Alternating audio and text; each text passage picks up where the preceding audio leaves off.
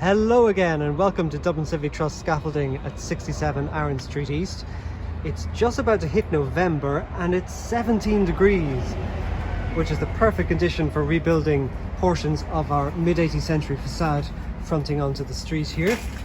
And you might remember from the last time we had a big structural problem with the piers, the areas between the windows, because the cracking that was being caused on each side of the windows was being generated by the fact that the brick in front of the sash boxes is only a third of the thickness of the overall depth of the wall. So a lot of the stretchers, the horizontal bricks, had to be replaced. So Nolan's, our contractors, have sourced a really good matching brick. In fact, it's almost indistinguishable from the 18th century brick alongside, and you can see that the colour is good and the proportions of the brick also match the originals. You don't always get it right in salvage. There are examples of bricks that are a little bit smaller than the original bricks alongside, but if there is a discrepancy, it's better that the brick is smaller so that the mortar joints can take up the slack. And you can also see a lot of the Georgian headers have been scattered in amongst the new salvage brick, so we end up with a very harmonious look in the overall rebuilding of the pier. A lovely job by Gavin.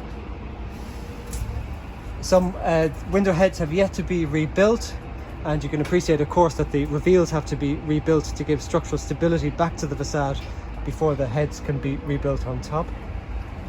There's some interesting details being revealed as well. For example, over here, this part of the wall that is still being unravelled beside the window actually shows how these buildings were originally put together. And at the back we have the cheaper, what was called place brick, which was the brick that was fired around the perimeter of the clamp when the bricks were being burnt in the Georgian period. And it was the bricks fired at a hotter temperature in the centre of the clamp that were used for the higher quality facing fronting onto the street. So you can see how the stretcher header format of Flemish bond allows that tying into the cheaper brick behind. You can also see there's a bonding timber here, a fairly hefty timber, which gave additional structural strength to the wall when it was being built. As you can imagine, the lime mortar couldn't cure in the space of 24 hours, so by throwing a bonding timber across, it allowed you to build additional lifts than would otherwise be the case in the space of a single day. You can see the 18th century sash box is also exposed here now that the brick has been unravelled. And then the window head here has yet to be rebuilt, but what it does show us is just the huge discrepancy in levels now that this pier has been rebuilt. There was a huge twist in this particular section of the wall that Nolan's had to rebuild using the original brick and salvage brick to build a black back plumb again back to the original level. And in fact, if we float around here to the other side of the window head, you can see just how much it's sticking out there compared with the now plumb level of the brick alongside. So this will have to be rebuilt. Some of the cracked stretchers will have to be replaced, but otherwise this should be able to be rebuilt approximately plumb with the brick alongside and bring structural stability back to the section of the wall. So here is a sample of our flush pointing, which we hope to use across the facade. Now, pointing, when it comes to pointing, it is so important. It cannot be emphasized enough how important it is for the building to tell you the type of joint that should go back into brickwork if the original joint is missing.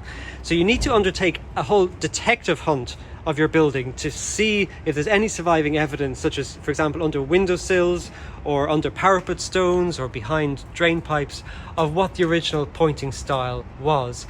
And in our case, we were expecting to find a wig joint, which was typical of the mid to late 18th century. There's a wig joint on the front building in 18 Ormond Quay, and the wig joint, of course, would consist of coloured stopping mortar used around the edges of the brickwork, and then fine ribbons horizontally and vertically applied to give the impression of finely gauged brickwork.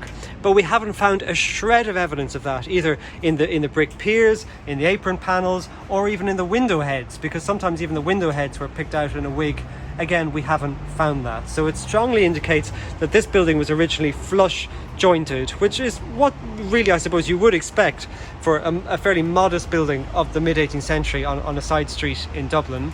And flush pointing is what it says on the tin. The joint is quite literally flush with the brick. The horizontal joints, as you can see, are about twice the thickness of the vertical joints, which gives kind of a horizontal emphasis.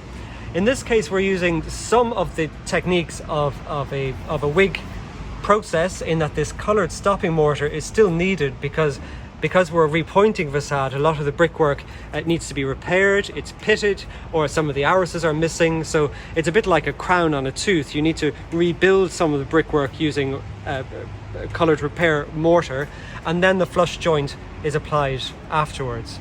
And one thing we still haven't yet determined is whether there's a little more subtlety in this. For example, this might have been penny struck originally, the flush joint, which is literally if you struck a penny through the joint, which just kind of relieves the monotony or the expanse of the large horizontal joint and gives a little bit more finesse to it. And fingers crossed, we might actually find evidence of that in these two steels that were put in the 1960s, because the pebble dash only went up to each side of the steel. So there just may be an original joint surviving behind these two steels, which will give us further comfort that we're on the right track when it comes to this flush joint. You'd know it's Halloween, wouldn't you? But just up here on the top lift of our scaffolding, you can see a very nice sample that Nolan's did for us about 4 weeks ago. And the brick has been fully cleaned underneath, the mortar has been brushed back, and it's developing into a lovely, mellowed, elegant look, which we're hoping to achieve across the whole facade. So, check in with us again soon.